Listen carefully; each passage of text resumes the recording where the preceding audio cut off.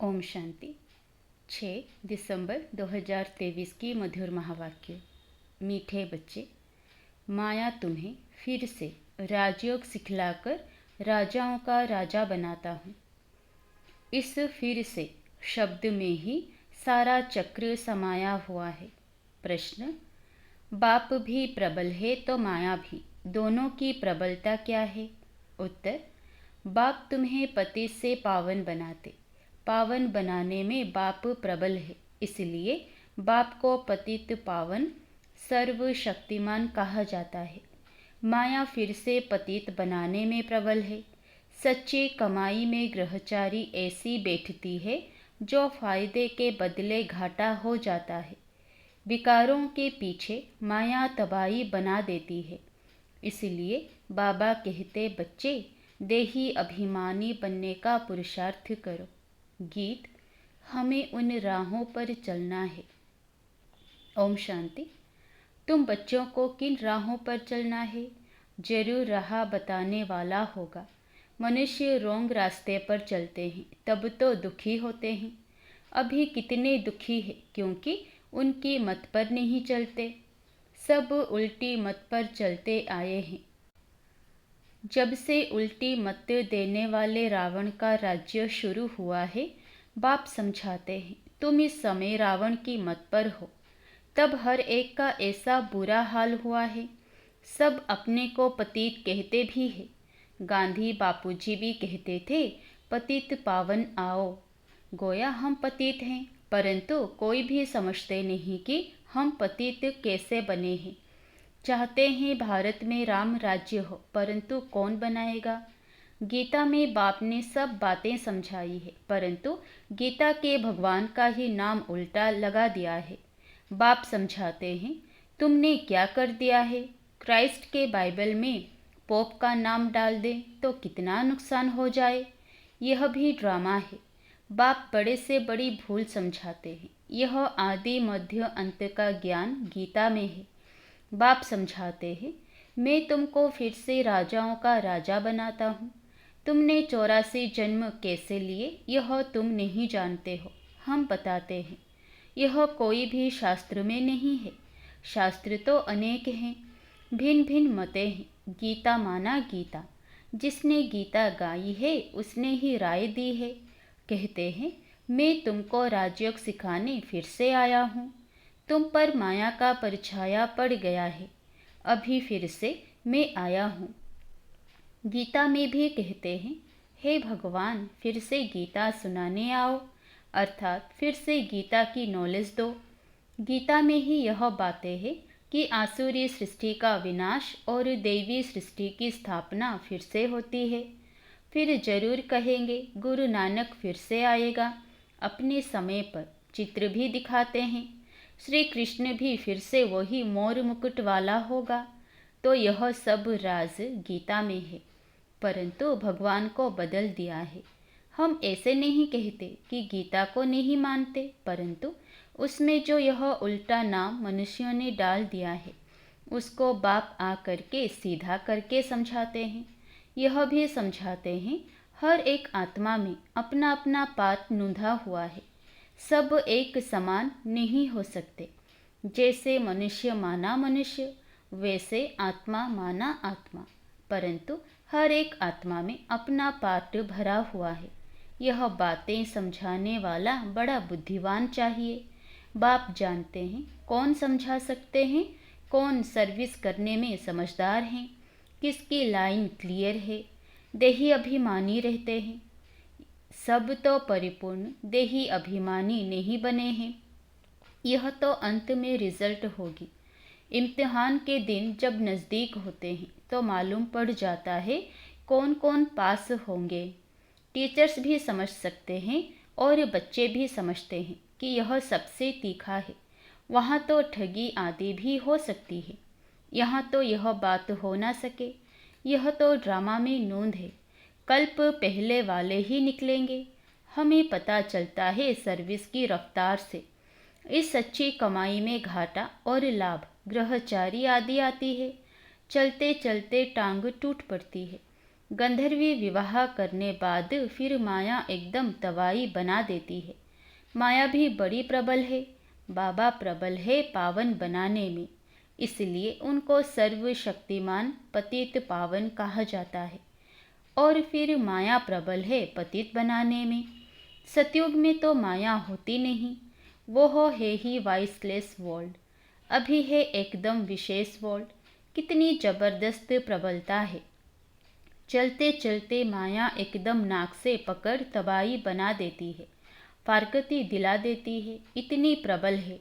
भले सर्वशक्तिमान परमपिता परमात्मा को कहते हैं, परंतु माया भी कम नहीं है। आधा कल्प उनका राज्य चलता है, यह कोई थोड़े ही जानते हैं। दिन और रात आधा आधा होता है। ब्रह्मा का दिन, ब्रह्मा की रात। फिर भी सतयुग को लाखों वर्ष, कलयुग को कितने वर्ष दे देते हैं। अभी बाप समझाते हैं तो समझ में आता है। यह तो बिल्कुल राइट है। बाप बेट पढ़ाते हैं। कलयुग में मनुष्य थोड़े ही गीता का राजयोग सिखाए राजाओं का राजा बनाएंगे। ऐसे तो कोई है नहीं जिसकी बुद्धि में हो कि हम राजयोग सीख राजाओं का राजा बनेंगे।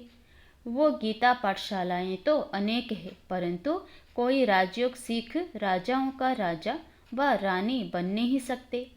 कोई भी एम ऑब्जेक्ट राजा ही पाने का नहीं है। यहाँ तो कहते हो हम बेहद के बाप से भविष्य सुख की राजाई पाने के लिए पढ़ते हैं। पहले पहले तो अल्प पर समझाना है। गीता पर ही सारा मदार है।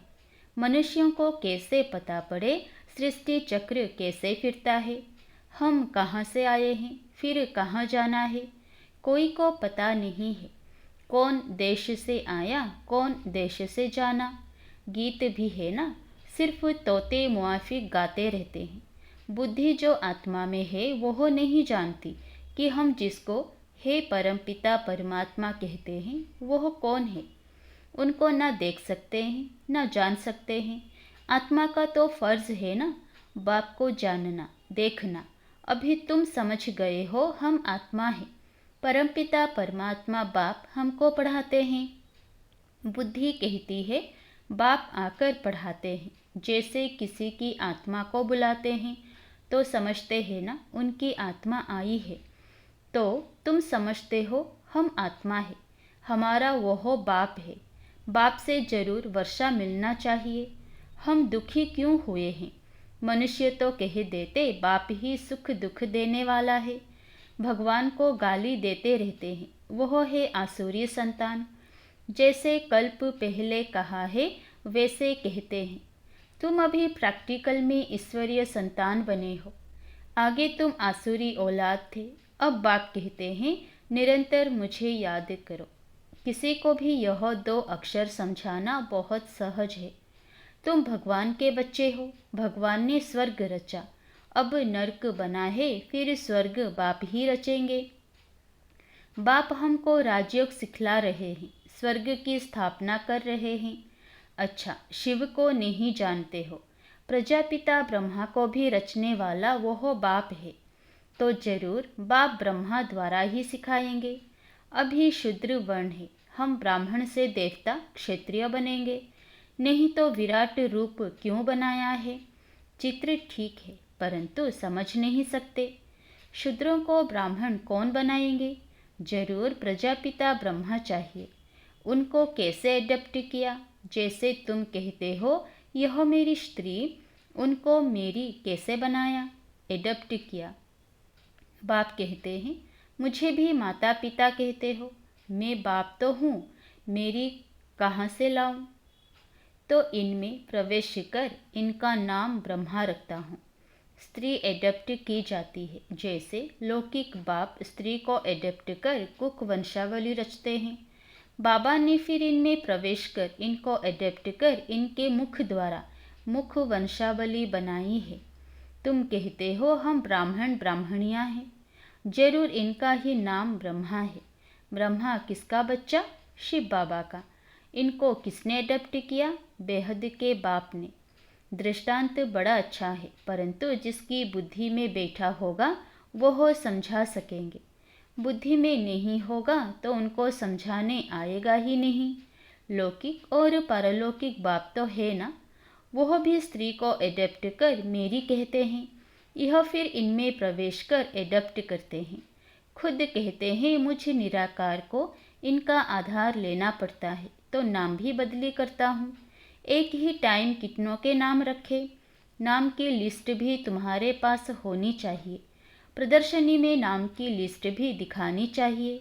बाबा ने कैसे एक ही समय नाम रखे। बाबा ने हमको अपना बनाया तो नाम बदलाया।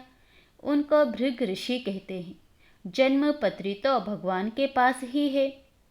वंडरफुल नाम है। अब सभी तो है नहीं, कोई तो आश्चर्यवत भागंती हो गए। आज है कल है नहीं। नंबर 1 दुश्मन है काम। यह काम विकार बहुत तंग करता है। उस पर जीत पानी है। गृहस्थ व्यवहार में इकट्ठे रहकर उन पर जीत पानी है। यह है प्रतिज्ञा।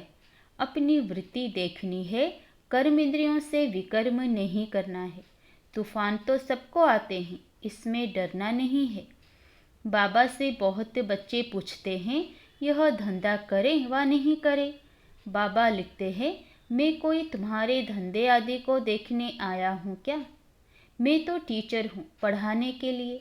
धंधे की बात हमसे क्यों पूछते हो? मैं तो राजयोग सिखाता हूँ। रुद्र यज्ञ भी गाया हुआ है, श्री कृष्ण यज्ञ नहीं। बाप कहते हैं लक्ष्मी नारायण में यह सृष्टि चक्र का ज्ञान ही नहीं। अगर यह मालूम हो कि 16 कला से फिर 14 कला बनना है, तो उसी समय ही राजाई का नशा उड़ जाए। वहाँ तो है ही सदगति। सदगति दाता तो एक है, वही आकर युक्ति बताते हैं, दूसरा कोई बतला ना सके। पहले पहले यह बात उठाओ कि किसने कहा है का महाशत्रु है।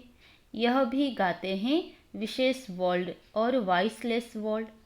भारत में ही रावण को जलाते रहते हैं, सतयुग में थोड़े ही जलाएंगे। अगर यह कहते हैं कि अनादि है, सतयुग में भी था, फिर तो सब जगह दुख ही दुख होगा। फिर स्वर्ग कैसे कहेंगे? यह बातें समझानी है। हर एक की रफ्तार अपनी है। पता लग जाता है कौन अच्छी रफ्तार वाला है। संपूर्ण तो कोई बने नहीं है। बाकी हाँ, सतो रजो तमो तो होते ही हैं। बुद्धि हर एक की अलग अलग है। जो श्रीमत पर नहीं चलते हैं वह है तमो प्रधान बुद्धि। अपने को इंश्योर नहीं करेंगे तो भविष्य 21 जन्मों के लिए कैसे मिलेगा? मरना तो है ही, तो क्यों ना इंश्योर कर देना चाहिए। सब कुछ उनका है तो परवरिश भी वह करेंगे। भल कोई सब कुछ देते हैं परंतु सर्विस नहीं करते। जो दिया वह खाते रहते हैं, तो बाकी जमा क्या होगा? कुछ भी नहीं। सर्विस का सबूत चाहिए। देखा जाता है कौन पंडे बनाते हैं। नए बीके भी आपस में सेंटर चलाते हैं, उनको भी आफरीन दी जाती है। यह नॉलेज तो बड़ी सहज है। वानप्रस्थ अवस्था वालों को जाकर समझाओ, वानप्रस्थ अवस्था कब होती है। बाप ही गाइड बन सबको ले जाएंगे। तुम जानते हो बाप ही कालों का काल है।